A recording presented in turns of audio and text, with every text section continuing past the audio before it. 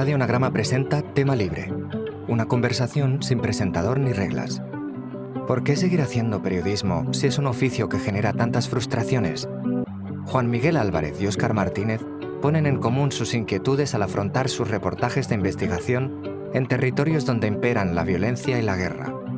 Se interrogarán sobre la ira como motor movilizador, la complejidad de dominar los sentimientos personales a la hora de entrevistar a un criminal y la necesidad de nunca dejar de ejercer un periodismo incómodo que realmente pueda conseguir un cambio en las vidas de los ciudadanos. Te dejamos con ellos. Pues ahí vamos. A ver. Hola, Óscar, ¿cómo andas, Juan, hombre? Juan Miguel Álvarez, señor, ¿cómo estás, viejo? Tanto tiempo sin verte en persona. Sí, hombre, y nos vimos, y cuando nos vimos muy poquito tiempo. Sí. Por eso habíamos acordado algunas cosas o hablado algunas cosas, pero vamos a hacer definitivamente otras, seguramente. Como suele suceder en las conversaciones de cafetería. Para que sientan a dos periodistas. Sí, señor. Pero mira, o sea, con esto que me acabas de decir, ya que tenemos rato de no vernos, y que cuando nos vimos tuvimos un rato de hablar, pero no muchísimo, y que como somos periodistas y mandamos por ahí en la vida incomodando gente, como lo hicimos con nuestros libros, por ejemplo, ¿qué te parece si nos incomodamos un rato nosotros? Es decir, si nos hacemos Ese es el plan. algunas preguntas que no sean tan sencillas de responder. ¿Querés disparar vos primero o yo? Dale, avéntate. Vos primero. Dale, viejo, vaya, mira. Vos has escrito eh, este libro maravilloso, importante, impactante, y te has tenido que enfrentar unas realidades complicadas por varios años, desde el 2014 hasta el 2020-21. Pero yo quiero preguntarte algo personal a vos. Vos sos un hombre pacífico. Sí, yo trato de ser pacífico. A veces en el tráfico de las ciudades colombianas me pueden volver un poco impaciente, pero trato de mantener la calma. Probablemente en Colombia haya muchos motivos para ser un hombre violento, pero uno, digamos, yo trato básicamente de comportarme lo más ciudadano posible, lo menos salvaje que se pueda. ¿Y vos? Espérate. No, pero vamos un poco más allá. Ahora yo te voy a responder. Pero mira, vamos un poco más allá, más profundamente, más que solo la reacción que vos podés tener en la calle cuando alguien toque el claxon, y en Latinoamérica parece ser una costumbre, o al menos una posibilidad, que alguien te salga con un bate. Tus motivaciones profundas son de un hombre pacífico, es decir, a vos te mueve el odio, te mueve la rabia y la ira. Ah, no, eso es una cosa que ni siquiera me lo he preguntado porque creo que ni siquiera se me pasa por la cabeza. Alguna vez yo me respondí la pregunta de cuáles eran mis motivaciones para escribir y dentro de todas las motivaciones que hice, primero hice una lista de las que no me movían a la escritura y dentro de las que no me movían enumeré por lo menos tres o cuatro que no tenían que ver con nada parecido al odio, ni al resentimiento, ni a la venganza, ni al encono. Así que, no, la verdad, esa frase que, digamos, muchas personas van tirando fácilmente al aire como odio tal cosa o te odio o odio cuando pasa tal cosa, yo creo que nunca las he dicho en mi vida de manera real y creo que en broma tampoco las he dicho. Creo que en ese sentido sí yo puedo decir que soy un hombre absolutamente pacífico. Vaya, ¿Te fíjate que ya referís que a vos me eso, no? dijiste, sí, no, a eso me refiero totalmente. Fíjate que yo no puedo responder como vos. Em, Increíble. yo no te voy a decir, no soy un hombre que haya ejercido violencia física en los últimos años, no te voy a decir que en mi pasado más lejano no, pero no me refiero a eso. Te puedo decir que tengo dos características que debo admitir, que no es que me enorgullezcan o no, tampoco es que las desprecie, pero las acepto, las admito, no me queda de otra. Si una cosa me ha enseñado a mí el periodismo, es que la honestidad, aunque sea incómoda, es el camino, y la honestidad solo puede ser incómoda. Yo tengo que admitir dos cosas. Soy un hombre profundamente lleno de ira, de rabia, por un montón de cosas, por un montón de situaciones alrededor. Soy alguien que odia muchas circunstancias y a muchas personas en particular. Y, y esta es la que más me va a costar decir, pero la voy a decir, porque si no, ¿para qué estamos aquí? No descarto que la violencia sea una opción. Bueno, yo tampoco descarto que la violencia sea una opción. De hecho, a cada rato me toca salir a discutir eso con la gente que me rodea. Pero la pregunta que tengo que hacerte acá entonces es, ¿cómo haces para vivir de una manera? ¿Cómo haces para dormir? ¿Cómo haces para, no para despertarte en las madrugadas y conciliar el sueño nuevamente, a pesar de que haya tantas razones internas y externas que te llenen como de que te mantengan lleno de ira? Buena pregunta. Mira, sí, tenés razón. Fíjate que el problema de la ira, el problema de estar iracundo, de vivir en un estado normal iracundo, de pasar muchas horas al día con ira adentro, con rabia adentro por diferentes circunstancias, es algo que es muy desgastante, pero es muy movilizador a la vez. Tenés razón, te deja dormir poco o te hace dormir mal, pero te imposibilita quedarte quieto. Sí, Y yo le temo más a ser manso que a tener problemas. Es decir, nunca recuerdo, en algún momento al inicio lo agarraba con mucha más tranquilidad, lo agarraba con mucha más trivialidad y era más naif cuando empecé en el oficio. Pero desde el inicio sabía que esto en algún momento iba a doler, iba a joder, a dos cosas, doler y joder. Entonces digamos que siempre he estado preparado. Yo crecí durante la guerra civil del Salvador, es decir, la violencia siempre fue el entorno en el que me he desarrollado. No soy quien más la ha padecido en el país, tengo que admitir eso, pero siempre fue el entorno presente. Entonces, sí es algo que te desgasta, te carcome y sobre todo el límite que tenés que cuidar, el que a veces yo la he regado y no y lo he sobrepasado, no en términos graves, nunca físicamente, pero que a veces he sido nocivo, tóxico, es en el entorno de la gente a la que amás. Es tratar de no obligar a la gente a convivir con un rabioso, sobre todo si les amás. Cuando estoy muy rabioso prefiero estar solo o aislarme. Eh, pero, pero yo creo que la rabia mueve y yo creo que la empatía no mucho. ¿Vos qué pensás de la empatía? ¿Te parece uno de los sentimientos que quisieras despertar cuando alguien te lee? pues sabes que no me he preguntado esa cuestión de si despierto empatía por los demás o por mí o no sé. Yo creo que a veces me gusta pensar más en términos de solidaridad, más que de empatía. La solidaridad llama a la acción e incluye la empatía, pero la empatía no necesariamente llama a la acción. Yo creo que cuando yo escribo, yo sí me planteo el hecho de que la gente, digamos, piense o sienta algo que lo mueva a la acción. Y sí me parece que yo, no sé, pienso yo que si cuando algún texto mío tiene una reacción solidaria concreta, yo dije, uff, lo logré muchísimo. Esta vaina realmente atravesó, digamos, la primera capa de superficialidad de los lectores, de la audiencia, y llega, digamos, a una segunda capa que sería la que mueve a la acción. Y me parece que con la solidaridad se logra eso.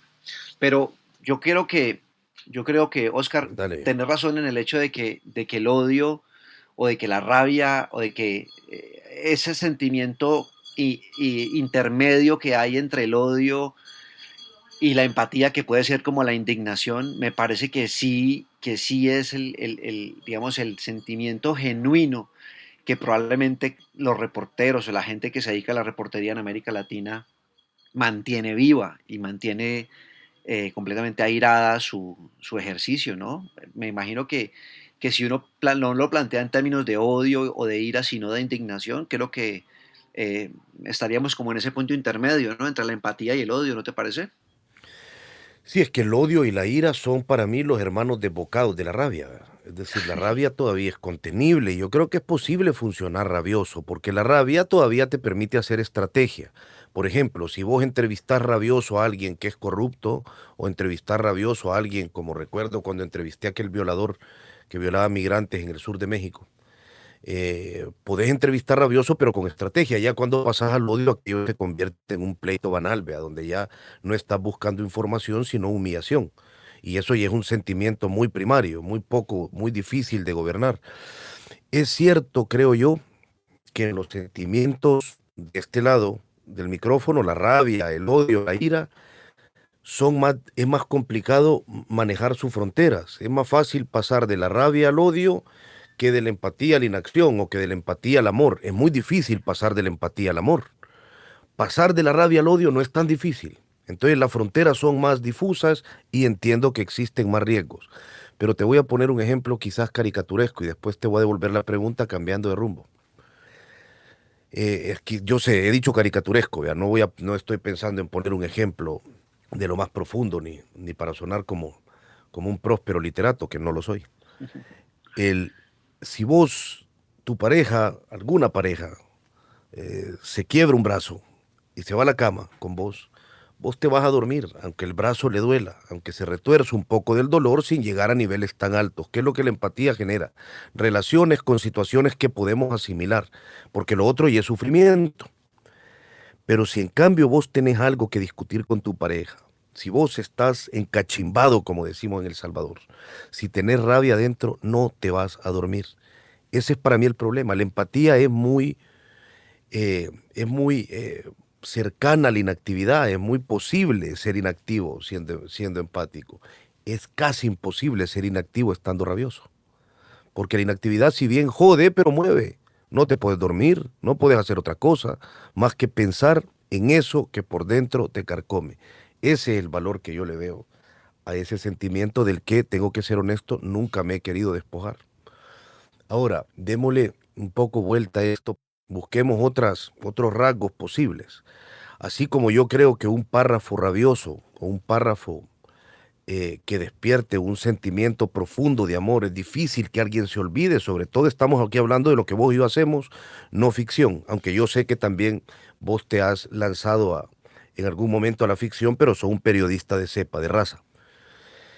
Vos, por ejemplo, lográs otra cosa que es muy inolvidable en un texto. Vos crees que sos capaz de lograr humor en tus textos, aun cuando estás hablando de los temas de los que hablas, como la guerra colombiana, como el sufrimiento, las víctimas, etcétera.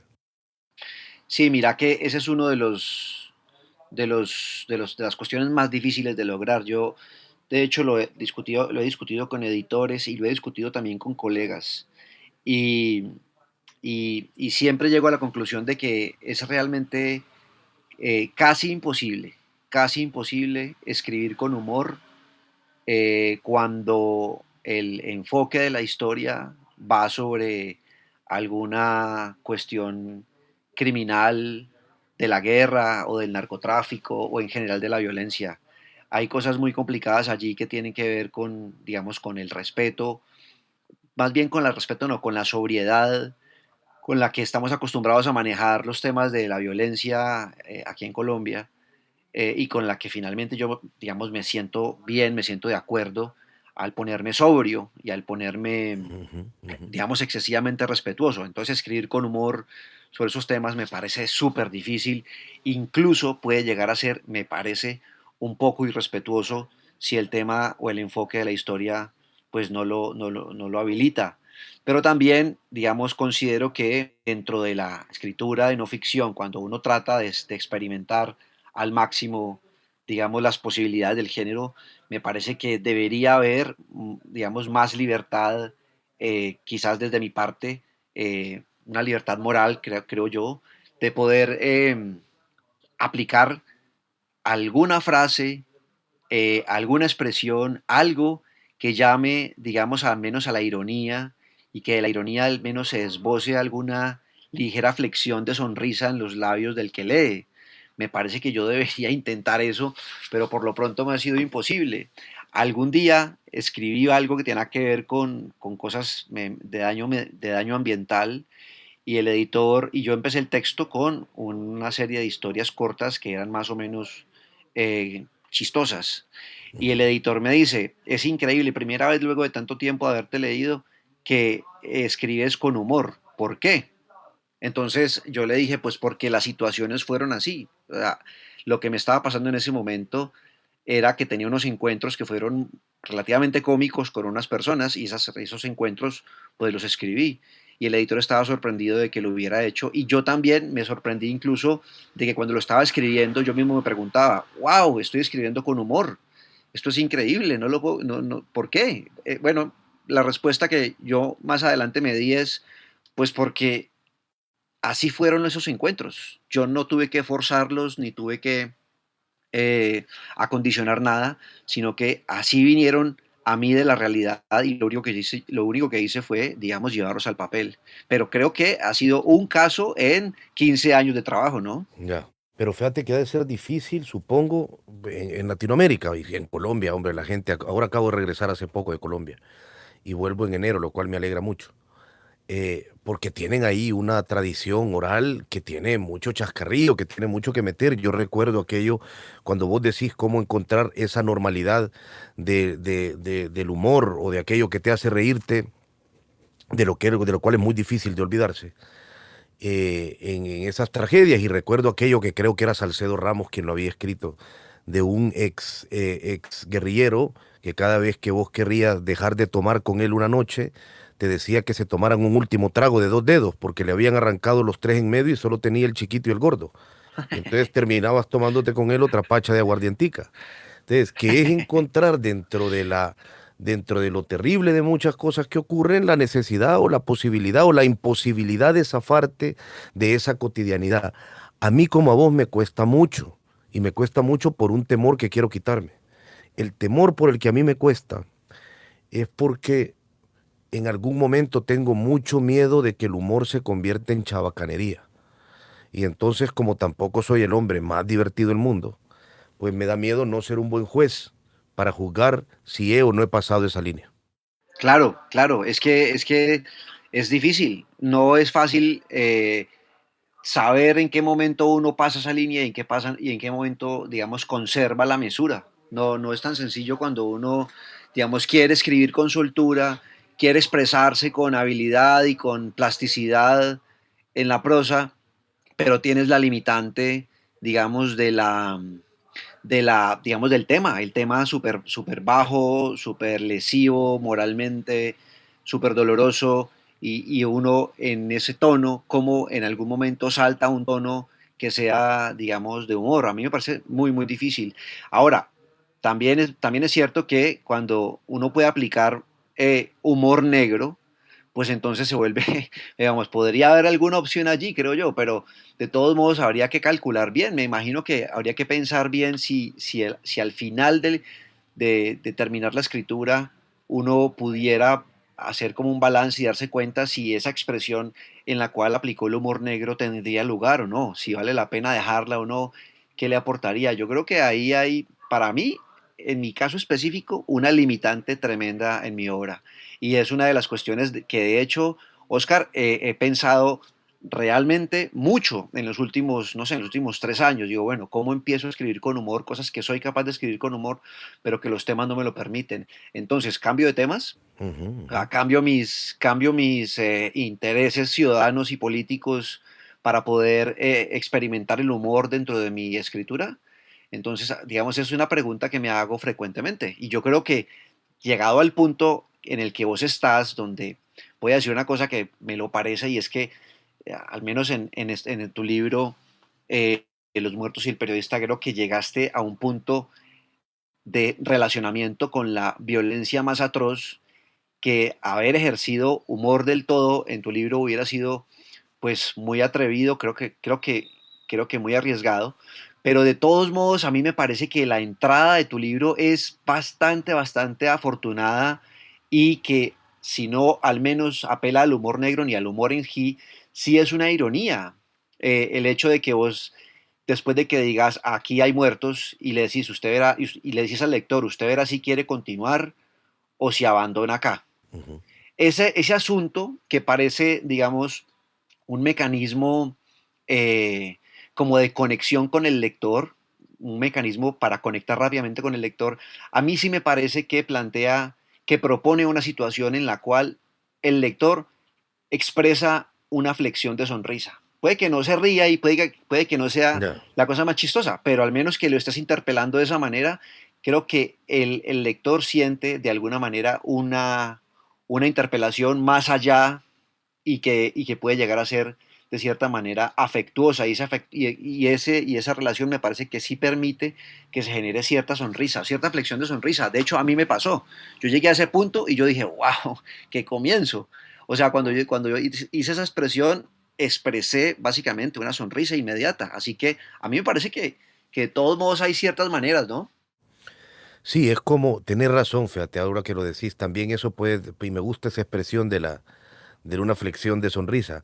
Es como, es un reto socarrón, ¿verdad? Que tiene su punto de bellaquera, que Sí, tiene su punto de retar a alguien, y cuando te retan de una forma no tan amenazante al inicio, espero que luego la amenaza se cumpla en el libro, pues eso te genera un poco te saca una sonrisa, pero fíjate que yo lo intenté en este libro, ya quien llegue ya lo verán, pero yo creo que me ocurrió lo que me suele ocurrir, me quedé a medias, por ese miedo a no pasar la frontera. Hay un momento en claro. el que una fuente, para hablarme de un mafioso de un pueblo, me lleva a donde él trabajaba de vigilante, cuidando una gran máquina que molía todos los pedazos que sobraban de un pollo para hacer esos cubitos de polvo, que nos los venden en los anuncios en estos países machistas con mujeres bailando porque tienen el pinche cubito. Sí, sí, sí. Entonces, este tipo me acerca a la máquina de moler picos y patas y todo lo de los pollos que muelen para hacer esa porquería. Y, y cuando la máquina hacía mucho ruido, el tipo te empieza a hablar fuerte, pero con una voz como de ultratumba, algo así. Y yo le pregunté qué estaba haciendo y el hombre me dijo, estoy distorsionando la voz. Entonces yo le empecé a explicar que esa era una escena absurda, que distorsionar la voz no era su función. Aquello fue algo de lo que yo, a pesar de ir saliendo de una zona de la Mara Salvatrucha, me fui riendo en el camino. Pero yo creo que ese es el claro ejemplo de lo que me pasa, fíjate, que me quedo, que me quedo a medias a veces, que me quedo a medias y en lugar, porque una escena donde vas a hacer humor y te vas a atrever a hacerla en medio de un mar, de un valle de sufrimiento, tiene que ser un ejercicio audaz y tiene que ser un ejercicio contundente. Si lo dejas a medias, eso es como una lluvia que moja poco. Entonces, por ahí yo lo creo. Y ahora pensando, admitiendo este error mío, esta incapacidad, te propongo que rajemos un poco de nuestro gremio, que dejemos de querernos tanto. Eh, Pero espérate, porque es dale, que dale, yo dale, creo dale, que antes de dale. que pasemos de tema, yo creo que aquí esto conecta escribir con humor o intentar o arriesgarse a escribir con Ujú, algo de humor en los temas cuyo enfoque es la violencia o la atrocidad de la violencia o todos estos desajustes disfuncionales de nuestras sociedades latinoamericanas. Creo que cuando uno lo hace, finalmente apela quizás a un lado bien oscuro del trabajo, al menos como yo lo veo, del trabajo mío, del trabajo tuyo, al menos como yo lo veo, y es como a cierto espacio que uno le otorga a la vanidad. Es decir, es muy fácil que un novelista o es muy fácil que un cronista de temas dulces o de temas blancos sea vanidoso o abiertamente muy vanidoso y que en consecuencia escriba con toda la facilidad que le otorgan sus temas blancos y que en consecuencia entonces escriba con humor, porque finalmente él en su vanidad se lo cree mucho, ya. se lo cree fácil y avanza. Pero en cambio tengo la impresión de que nosotros como, no sé, cronistas o reporteros más bien de temas de derechos humanos y de violencia y todo esto, digamos, creo que no se nos está permitida, al menos socialmente, la vanidad a la hora de escribir. No sé, no sé qué pensás de esto. Vaya, pero yo te tengo una pregunta y fíjate que de una forma más natural que la que yo te proponía, vamos a entrar a hablar de lo que nos gusta y no del oficio periodístico, vaya. Y estamos haciendo una conversación que discurre en la frontera de un montón de actitudes y de sentimientos con los que trabajamos.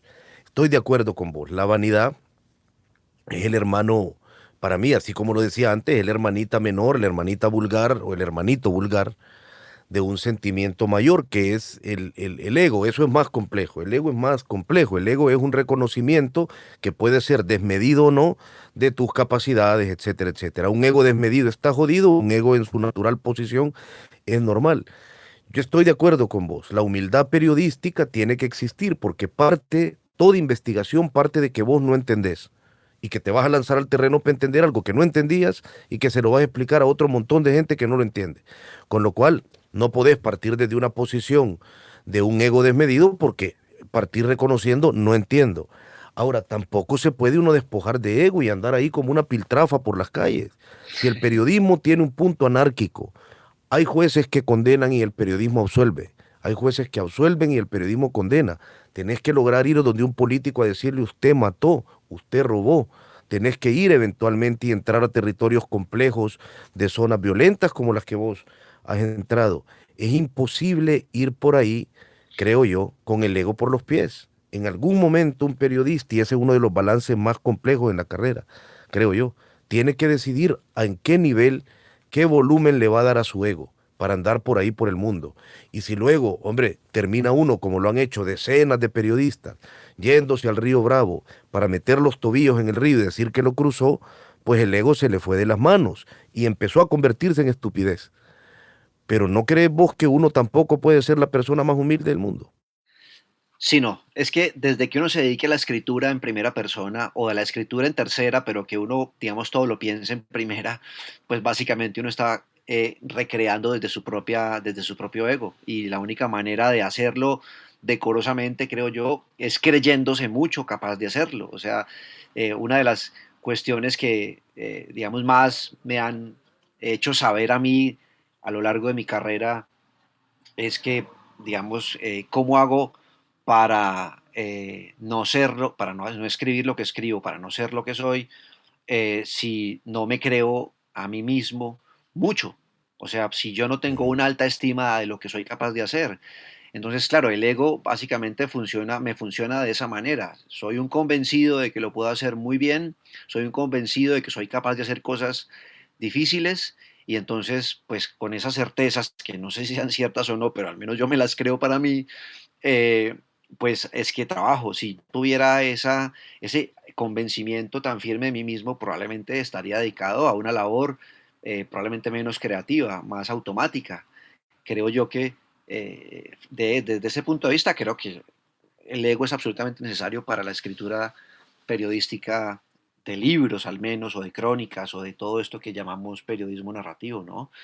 Pero lo otro es que a la hora de escribir, Oscar, que es que me parece que el tema que yo estoy planteando pasa por el hecho de, en el momento que te sientas al escritorio, tienes la pantalla en blanco y empiezas a pegar palabras en frases una detrás de otra, la manera en que vas pegando esas palabras para construir esas frases, en qué momento te entra, en qué momento la vanidad, digamos, puede empujarte a cometer, digamos, un experimento retórico o un artificio retórico de tal forma que te sientas muy satisfecho con el artificio, lograste causar, digamos, en el lector tal o cual emoción y finalmente, pues estás tocando un tema jodidísimo de derechos humanos, pero lograste un efecto, pero lograste, digamos, causar un efecto con tu artificio retórico. Creo que la posibilidad, digamos, de crear artificios retóricos para poder concretar tus historias, creo que ahí es donde creo que la vanidad juega un montón, ¿no te parece? Sí, pero o sea, lo que yo creo que eso se nota rápidamente. Por ejemplo, si vos pensaras ahora mismo en un libro donde alguien se engolosinó y metió tres metáforas en un solo párrafo para describir una situación violenta, te aseguro que ese libro no te gustó.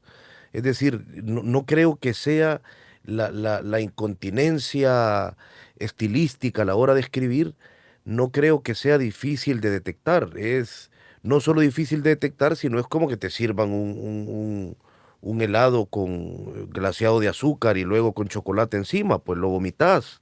Es Sí. imposible comerse algo así. Yo creo que es fácil de detectar. Un hot dog no es más rico porque le metan tres salchichas adentro. Entonces, y eso uno lo ve rápidamente. No sé si toda la gente lo ve rápidamente. Ahí sí yo tengo un dilema.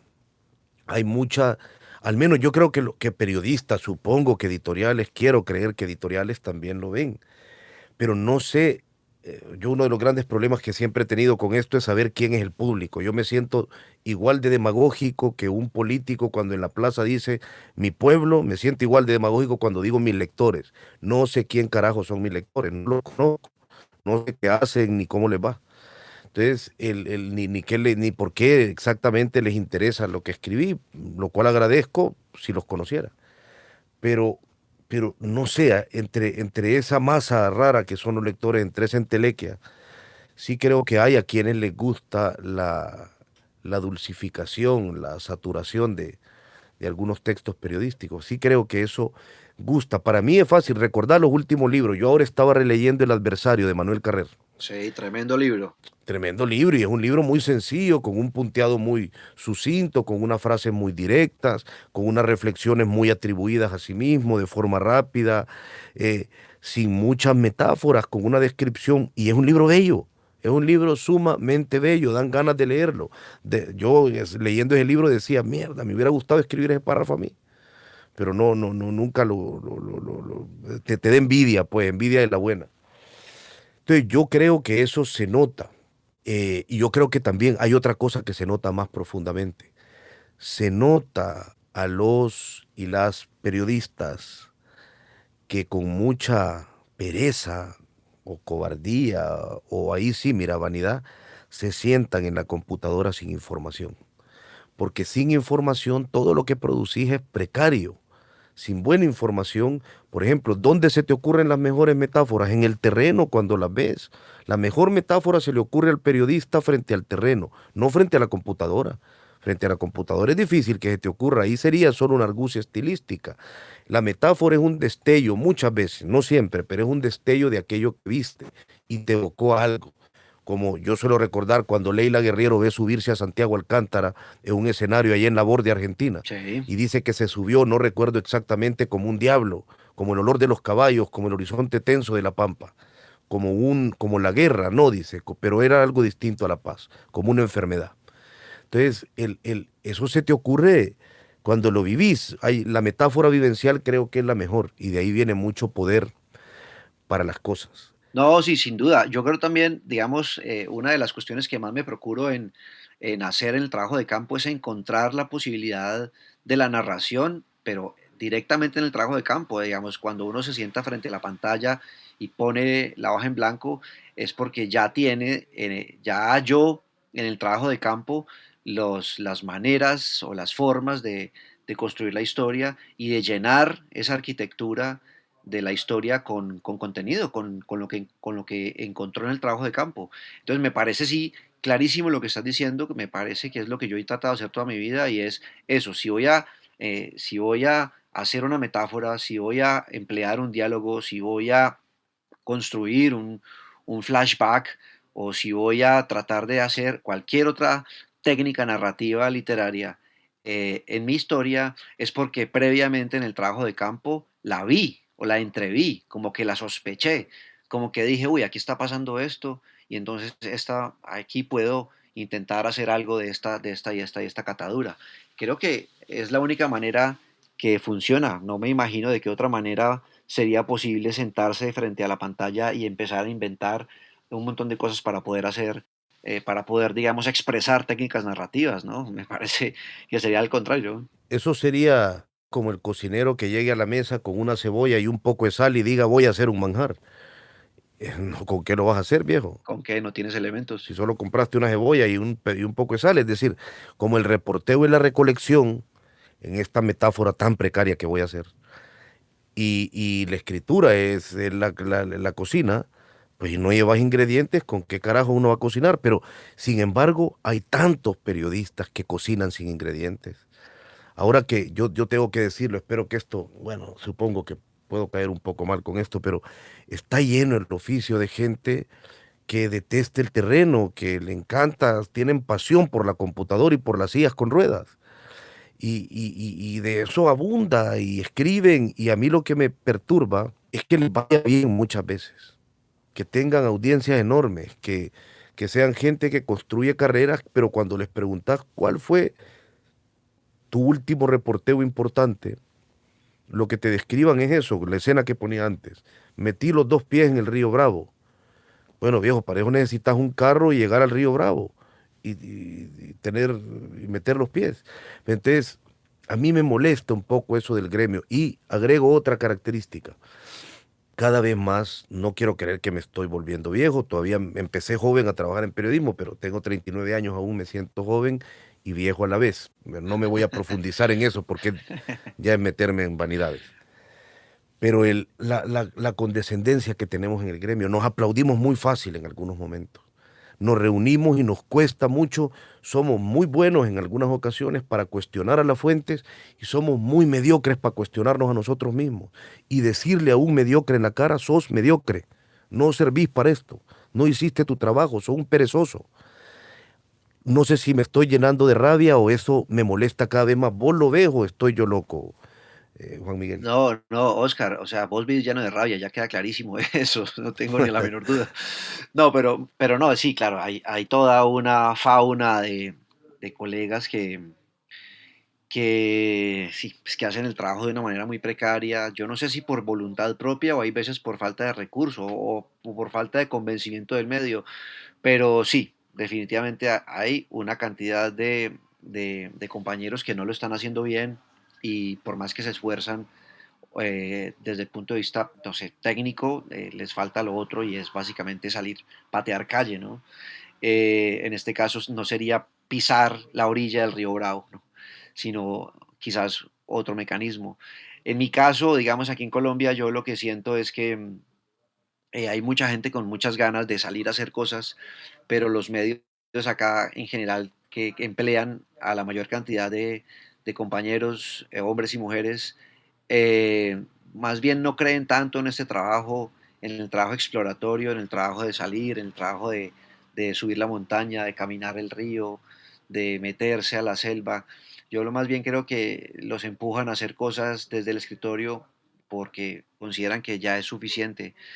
Y yo sí creo que hay mucha gente allá afuera con muchas ganas de salir y hacer el trabajo como es, pero no lo logra.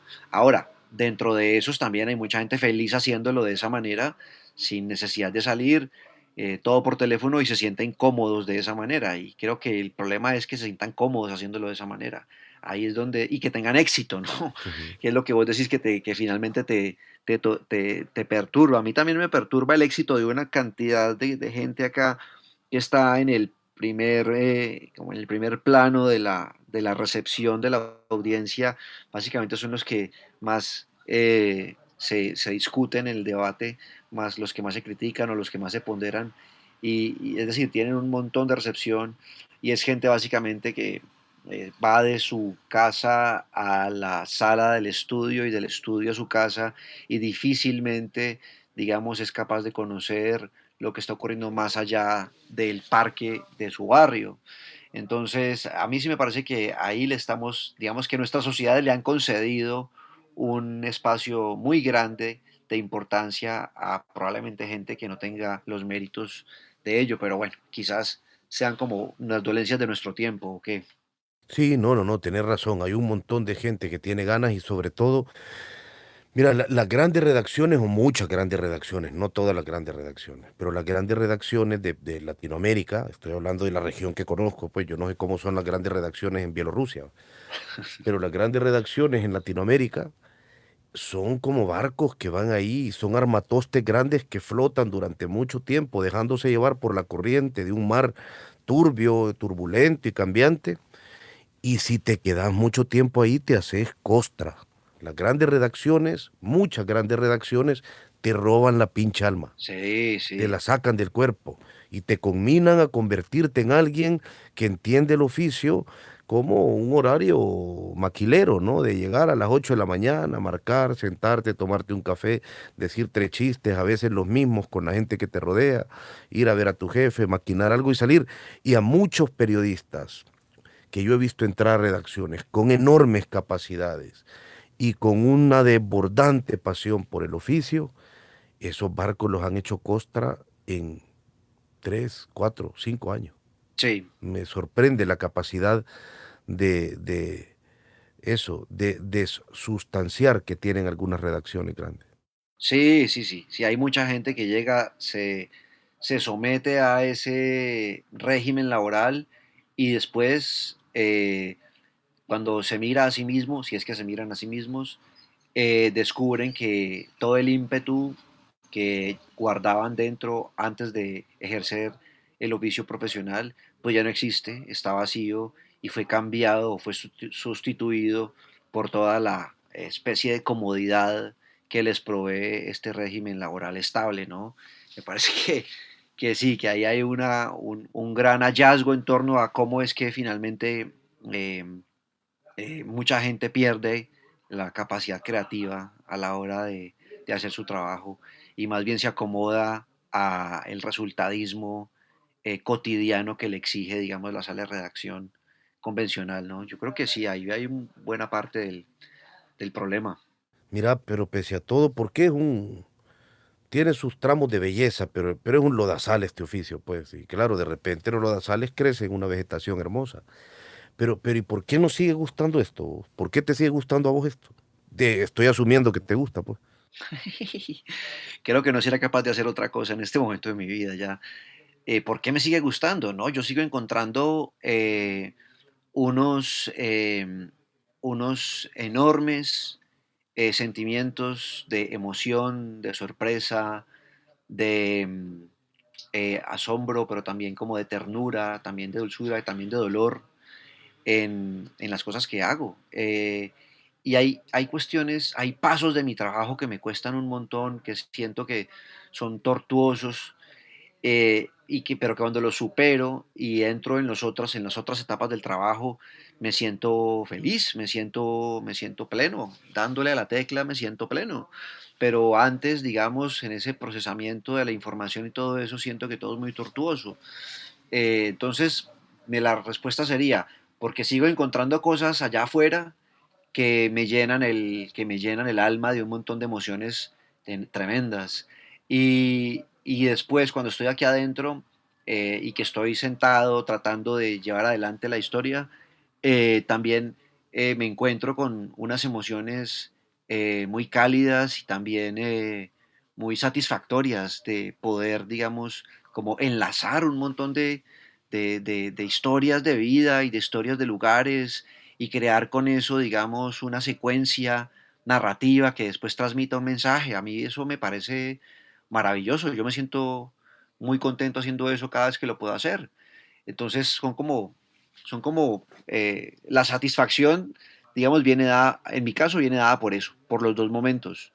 Ahora, también dijiste eso en Lodazal, sí.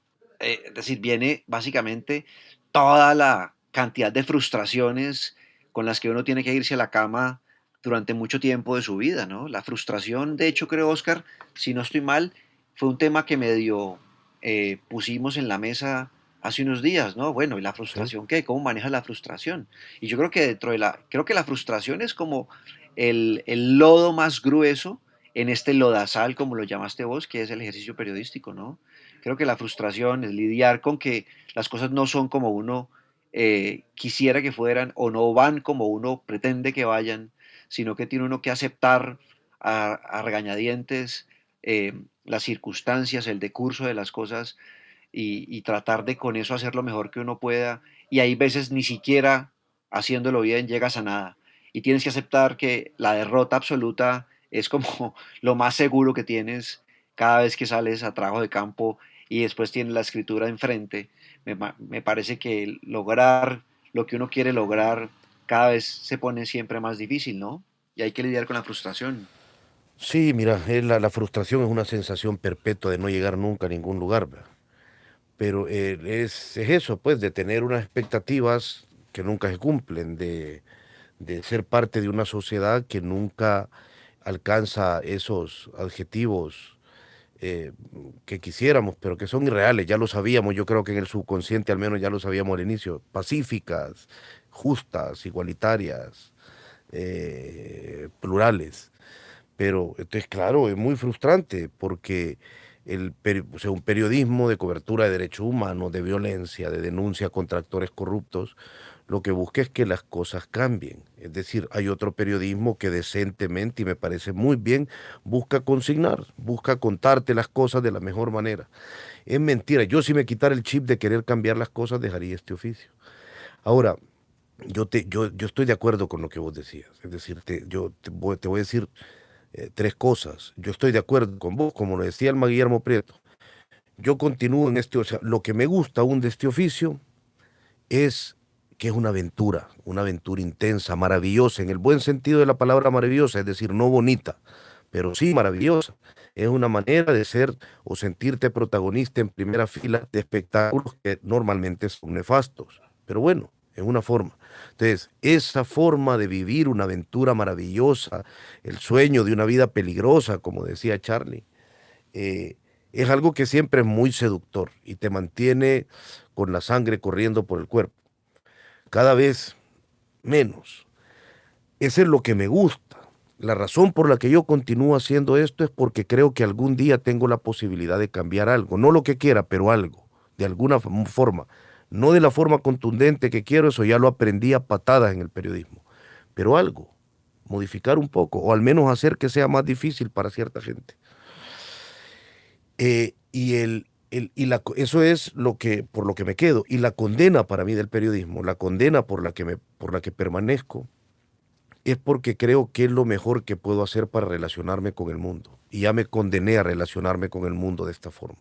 Tengo, por ejemplo, muchas ganas cada vez más de no hacer nada, de tener la capacidad y los recursos para no hacer nada. Nunca había tenido ganas de no hacer nada en mi vida, fíjate. Pero siento que este virus del periodismo, esta enfermedad, que también, como dije, es una aventura, me condenaría a sentirme podrido si hago lo que quiero, que es hacer nada. Sé que suena contradictorio, pero es una mezcla de esas sensaciones actualmente. Eh, y la frustración es la columna vertebral que ha desatado la mayor cantidad de estos sentimientos. La frustración es algo con lo que, como vos decís, cuesta mantenerlo tanto tiempo. No sé si a vos te pasa, pero es una sensación, es un sentimiento que se instala, no que llega por bocanadas. ¿Vos cómo lo vivís? La frustración es momentánea, pero es crónica. Yo la siento así. O sea, momentánea porque no dura todo el tiempo. Yo no vivo frustrado en mi día a día porque eso Ujú. sería insufrible, pero pues que llega, llega. O sea, en algún momento va a llegar. O sea, que es crónica. Aparece, se va, aparece, se va, aparece, se va. Y con eso creo que tengo yo que lidiar mi cotidianidad. Yo quisiera que mi libro hubiera tenido esto, no lo tuvo. Yo quisiera que esta tal historia hubiera terminado de esta manera, no, no fui capaz de terminarla de esta manera. Yo quisiera que alguien hiciera algo con este dato que le estoy pasando y no, pues no pasa nada, nadie hace nada. Yo quisiera que la ciudad lograra, digamos, reflexionar en torno hacia un dato que yo estoy revelando en un texto y no hay reflexión, no hay autoconciencia, no hay nada. Entonces uno dice, wow, yo finalmente nada de lo que yo estoy tratando de hacer llega a nada, pero bueno, lo sigo haciendo porque la esperanza es que en algún momento algo ocurra, algo suceda. Oye, me creo que hay una cuestión que ahora que lo mencionaste, se me vino a la cabeza la pregunta y es que eh, ante la afirmación que acabas de hacer de que te gusta tu oficio, porque pues es una aventura, digamos, vive uno un montón de experiencias que para otra persona quizás podrían llegar a ser inusuales o incluso alguien podría calificar de extremas o al límite, Ujú. no estoy seguro que sea exacto, pero alguien lo puede pensar.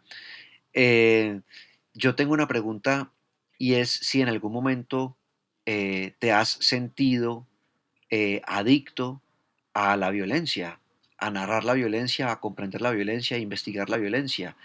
Yo te respondo de una vez, claramente yo he sentido la adicción a la violencia Ujú. y esa adicción me ha llevado a trabajar un montón de temas y de historias y de investigaciones que después terminaron publicadas, pero que en el fondo, más allá del interés político, como ciudadano, me movía una intensa adicción eh, como muy íntima, muy interna, muy escondida y que después empecé a conocer y a descubrir, ¿no?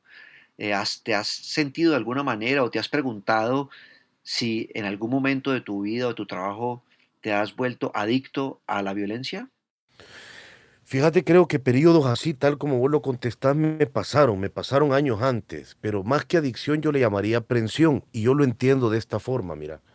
Eso es como cuando vos llegas el primer día a un gimnasio de boxeo y resulta que quizás has visto peleas de boxeo y te sale pararte bien con la pierna adelante y te sale el estilo para tirar ganchos y sentís que tenés futuro en eso.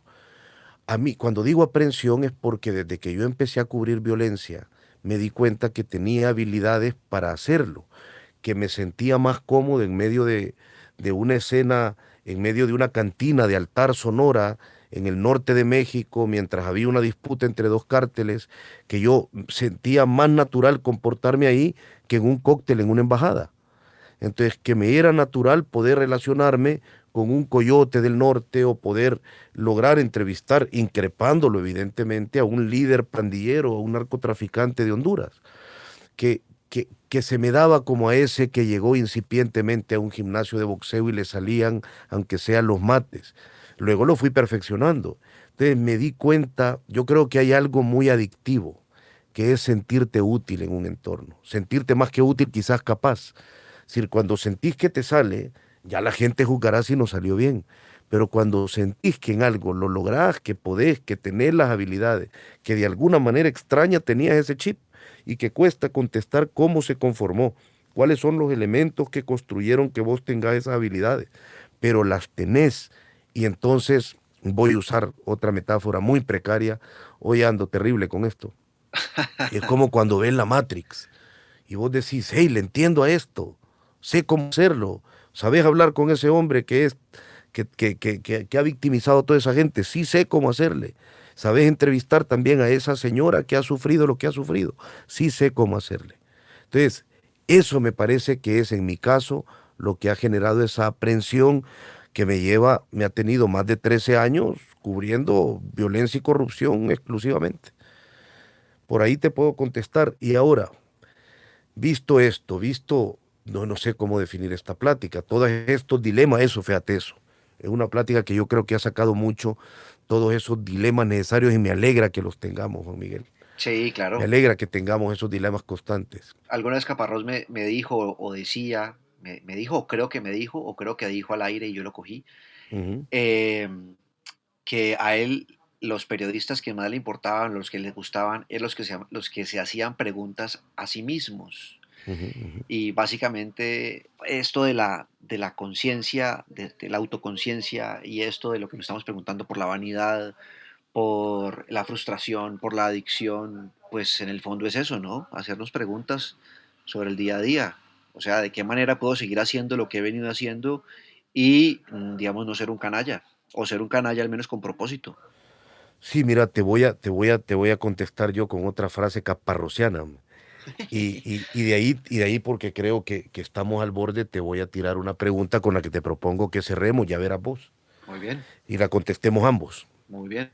Vaya, mira, la Caparrosa aquí sobre este dilema que nos atormenta, de estas realidades, en la guerra que perdimos, en los muertos y el periodista, en este tipo de libros y de historias que cuentan realidades inconclusas, evidentemente, y que despiertan sensaciones de frustración en muchas ocasiones. Caparrós le preguntaba yo, vos cambiás cosas. Vos, en un foro que tuvimos en El Salvador, cuando lo trajimos aquí al Foro Centroamericano de Periodismo, le preguntaba, vos cambiás cosas, Caparrós. Tú has cambiado cosas. Con un libro como El Hambre, ¿crees que horadás la realidad global o no sé? Y él decía, no tengo la menor idea y tampoco me perturba mucho. Y contestaba con esa si era una buena metáfora. Mira. Decía, mira, es como un partido de fútbol. Yo te puedo dar la clave para no echar un gol. No entres al campo. No te puedo dar la clave para echar un gol. No te puedo prometer que si entras lo vas a echar. Pero sí te puedo garantizar que solo estando adentro de ese rectángulo, tal vez algún día, tal vez de alguna forma, no sé si con 3 dedos o con todo el empeine, le pegues a la pincha pelota y entre en la meta. Y cambies lo que querés cambiar como querés. Me gustó mucho y me dio mucha tranquilidad mental esa respuesta. Hoy te pregunto, a la luz de esto que hemos hablado, no es la pregunta más creativa, pero yo quiero escuchar tu respuesta y quiero dejarla a mí. Imagínate, intentemos pensar cómo te ves vos al final de este camino. ¿Qué quisieras que quede claro que has hecho? ¿Qué quisieras que nadie dude que has intentado? No quiero preguntártelo como un epitafio porque es muy triste, pero si tuvieras que ser directo y decir, no quiero que nadie dude que como periodista esto no me lo pueden negar después de una trayectoria, de una vida. Por dónde te iría? Wow. Es que ni siquiera me lo he planteado, pero si hubiera que arriesgar una respuesta a eso ya en este momento, eh, a ver, yo diría que eh, yo estaría satisfecho si hubiera alguno de mis libros, al final de todo, quedara como, no sé, quedara como consulta de algún proceso histórico de nuestro país, o sea, de mi país. Ujú. Creo que con eso me sentiría satisfecho, con que, no sé, en 50 años o en 70 años alguien eh, o un grupo de gente eh, recurriera a uno de mis libros, al menos a uno o a una parte incluso de mi libro, para consultar cómo fueron algunas cuestiones que pasaron acá. Yo creo que ya con eso, desde el punto de vista de mi trabajo como autor de libros, ya estaría absolutamente satisfecho. Pero si me preguntas desde el punto de vista moral, Ujú. algo que nadie me puede negar, así todo lo demás lo haya hecho mal, es que pues fui honesto. Desde la primera palabra hasta la última, nadie me puede negar la honestidad. Yo no sé si eso lo hice bien o lo hice mal, pero fui honesto con mis convicciones, con mi moral y finalmente con lo que yo creía que debía ser lo correcto, ¿no? Entonces, creo que esas dos cuestiones serían las que me importarían. ¿Y vos te has preguntado eso? ¿Te has preguntado eso a ti mismo? Como decir, yo quisiera que al final de mis días me recordaran de esa manera. Mira, no es que así como vos lo dijiste, yo lo voy a decirlo de esta forma, me arrogo el derecho de cambiar esta respuesta cuando me dé la gana, en el futuro, pues. Pero ahora, Sí. lo que te voy a decir es, yo sí, como una reivindicación mínima, quizás como una cuestión, ahora sí egoísta, mira, yo no quiero que al final quede duda de que lo intenté, carajo, lo intenté. No lo intenté un poco, no lo intenté más o menos, de verdad lo intenté. Y no solo lo digo por, en mi caso, lo digo por mi generación también. Lo intentamos como pudimos desde que éramos muy jóvenes, que el periodismo sirviera para incidir en esto que hacíamos. Nos dejamos hasta donde pudimos el pellejo y más cosas en el camino. No quiero de ninguna forma la posibilidad de no haber logrado cambios, pues bueno, eso lo decide el camino, pero no quiero de ninguna forma que parezca que en algún momento fui pusilánime, le tengo mucho miedo a eso. Cuando te digo que lo intenté, al menos yo me he convencido, quizás estoy equivocado, de verdad lo intenté y lo sigo intentando. Y por ahí, con eso me resultaría satisfactorio. Como te dije, estoy dispuesto a cambiar esta respuesta cuando sea. Pero eh, no sé, mira, yo creo que nos hemos pasado un poco del tiempo que teníamos. Yo espero de verdad que vos y yo tengamos chance de sin micrófonos, sin ninguna audiencia y con una copa enfrente tener chance de conversar con más calma.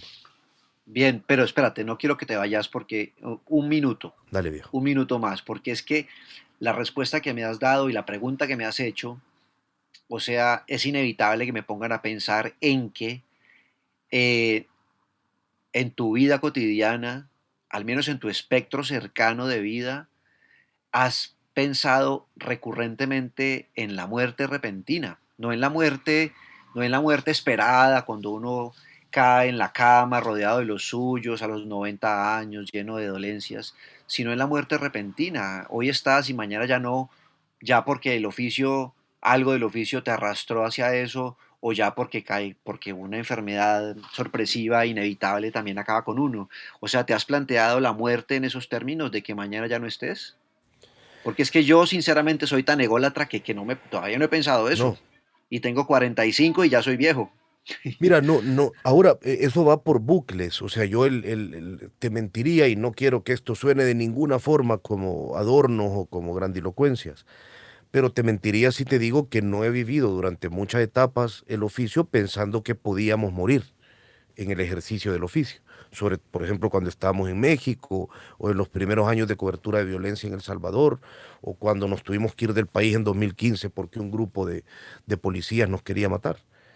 Pero ahora mismo no lo siento, fíjate, ahora mismo quieren hacer otras cosas, quieren hacer mierda tu reputación. Sí, sí, sí. Van más por ahí, porque ahora le damos muchas vueltas para nombrar las cosas. Pero sí, supongo que es una sensación que va a volver, tarde o temprano. Sí, ok, muy bien. Bueno, yo espero que esa sensación se demore todavía en aparecer dentro de mí. Y que nos dé chance y sí, que se demore y que te permita no, no trabarte al menos, seguir haciendo. Eso es lo importante cuando ocurra. Pero yo también espero que se demore en llegar a vos y espero que se demore en volver a mí. Sí, sí, sí. Que esa sea la consigna.